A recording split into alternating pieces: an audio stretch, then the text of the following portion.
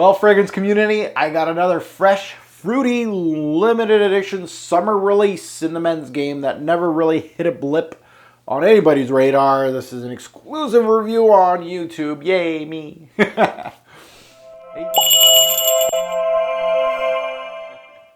Hey YouTube fragrance family, welcome to another Robes 08 fragrance review. Today I'm going to be putting my nose on the house of Baldessarini and their limited edition summer scent called Del Mar Caribbean Edition. Let's go. Del Mar Caribbean Edition hit the shelves in 2007. Bottle sizes are the 1.6 ounce, which is the one you see here, and 3 ounce bottle. Concentration is eau de toilette. Flankers, this is actually a flanker of the original Del Mar, which started a yearly flanker. This one, of course, started it all in 2007, and then they had another one in 2008 and another one in 2009. This one is currently, of course, discontinued, and pricing online, good luck if you can find it. When you do, it's probably going to be jacked up to $100 to $130.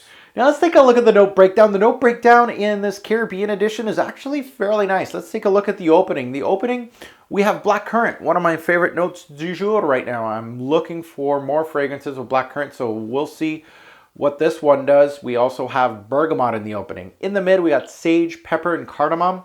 And in the base, we have amber and cedarwood. The major notes to this nose right here would have to be the black currant, the bergamot, and also the pepper. Group to see fresh fruity fragrance. Application is fairly simple. Actually, with this one, you can go nuts with the atomizer. It's not going to make a lick of a difference. So let's take a look at it. I do of course, my standard 1 on the chest and 3 on the neck. So bam, bam, and 1 in the back here, and then 2 on the arm. So I'm wearing a short sleeve right here in the inner elbows, and I am set. Now let's sniff out Del Mar Caribbean. Let's see if this was a hit or a snoozer as far as a summer release. Black currant is, of course, that one note that I'm going to be keeping my nose on. So this is going to be my introduction. Remind me of that introduction of Caribbean. So first sniff, this is your typical designer fragrance. It really just comes out synthetic, overpowering. It has that alcohol feel to the fragrance. I really don't like when fragrances do that. Unfortunately, with this one, it does it. And you got to give it time, which is okay. It comes out watery. That's the first thing that hits my nose here. It's got a watery melon note. I'm going to get into more detail with that because it wasn't in the note breakdown. So I was like, is this the right juice? So from first sniff, with all that being said, the black currant is there. There's a fruitiness to the fragrance. Now, is the black currant anything near any black currant fragrances that I've been testing out, especially in the niche world? Hell no. This black currant is terrible. This is a synthetic berry-like feel. It doesn't have any depth. It doesn't really have that juiciness that I absolutely love in black currant, especially the ones that I've been testing out recently. So I've been treating myself to some great black currant juice, and this one just brought me back to earth, and I'm like, oh, this is how bad it can get. Now, am I saying this is a bad scent? No, it really feels like, you know, your typical summer teen-like scent, CK1 Summer Editions kind of feel, right? It has a fruitiness to it. That's what this smells like in this introduction. It's got a little bit of the citruses, a little bit of herbal, some greenness too, and just a dash of spices backing it.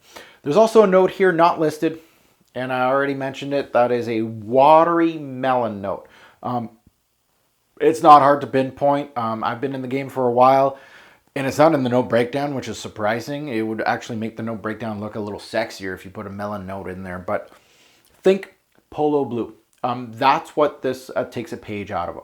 Now, Polo Blue, not the most outstanding fragrance in the world, but I actually like it. I think it's an underrated juice from the house of Polo, Ralph Lauren. So really takes a page of that watery melon note that you get from Polo Blue. Not the cucumber, the melon. This is going to be paired with that fruity blackcurrant throughout the scent. That is your backbone of Del Mar Caribbean Edition. It really is, of course, when you're thinking that fruitiness and you're thinking about melon and some water, it really does invigorate you a little bit. So Caribbean comes off very watery, your typical fruity tropical scent.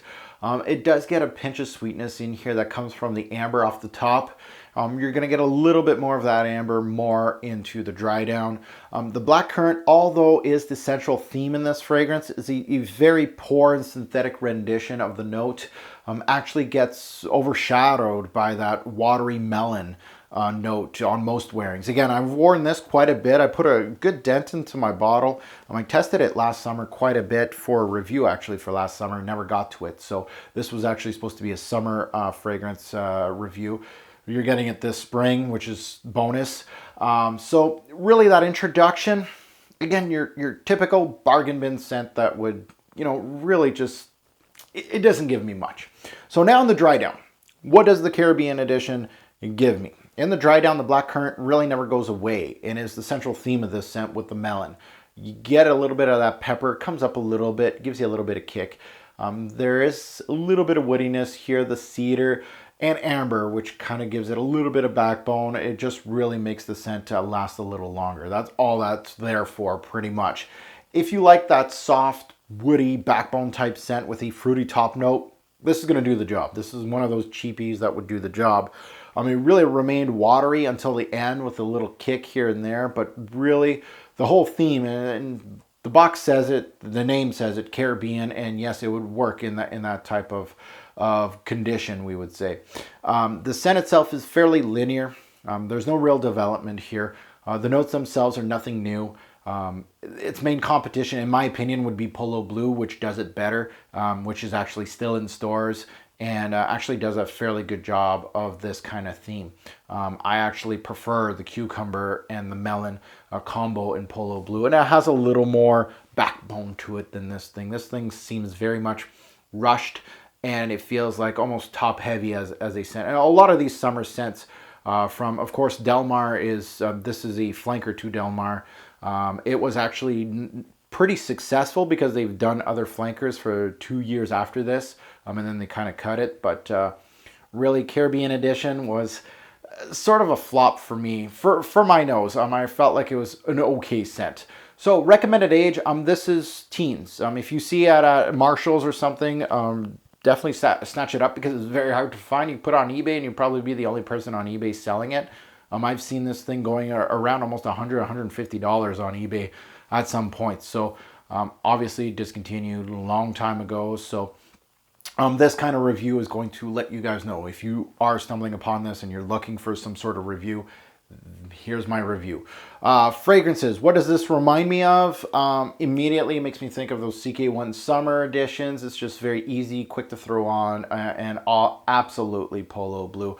Best time to wear this fragrance, it would have to be casually, cargo shorts, flip-flops. That's the kind of fragrance I'm thinking at the beach. Seasons, summer, strictly summer scent. That's what I'm thinking about when I'm wearing this fragrance. Development, is this linear, average, or complex? Simple, straightforward. She's linear. Work appropriate? No, this is too flip-floppy for work appropriate. Signature scent, if this is your signature scent, damn man, you must be living in California or something warm, someplace warm. I'm a little jealous, but no, this would not be signature scent worthy. So now let's get into my rating system. Let's see how Del Mar Caribbean Edition does. Projection, 3 bottles out of 10. I really didn't project that much. It was a moderate to a skin scent. It doesn't last long either. That goes to longevity, 3 bottles out of 10. 3 to 4 hours tops with this one. Again, she fades quite quickly. The compliment factor on Del Mar Caribbean, surprising, because Polo Blue was actually pretty decent on my skin as far as the compliment factor goes. This got a 3 out of 10. It was all quiet on the front. Really, this thing did not get anything. And again, compliment factor, if I get like 1 to 5 compliments while wearing a particular fragrance over the time that I'm wearing it for the review, I will note it. This is one of those fragrances that you have to go fishing, ask people what they think, and that really doesn't count too much to the compliment factor. So 3 bottles out of 10, all quiet. Uniqueness, 3 bottles out of 10 too. Too many of these on the market. There are a dime a dozen. So this one, again, performance issues, dime a dozen. Go with Polo Blue. Pricing versus what you get, super hard to find. 1 bottle out of 10 at the moment. If you do find it online, People are asking an arm and a leg, around $100. This is not even close to worth $100. 20 bucks at most, not even. Versatility, 5 bottles out of 10. Your typical summer scent, good for summer. Casual use, throw it on, do like 10 sprays on your body and you're out the door. It'll last 4 hours and then you got to reapply 10 more sprays. You get, yeah, 5. Smell, 4 bottles out of 10. Again, it doesn't smell that bad. It's probably, I would say, less than average as far as the scent goes. Again, go for Polo Blue, 4 out of 10. Polo Blue offers so much more than this. And an overall score, 4 bottles out of 10, less than average.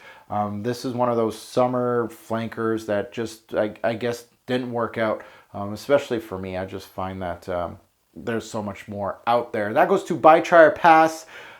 This is an easy one for me. It's a pass, limited distribution. It's not available anymore. High price tag if you do find it.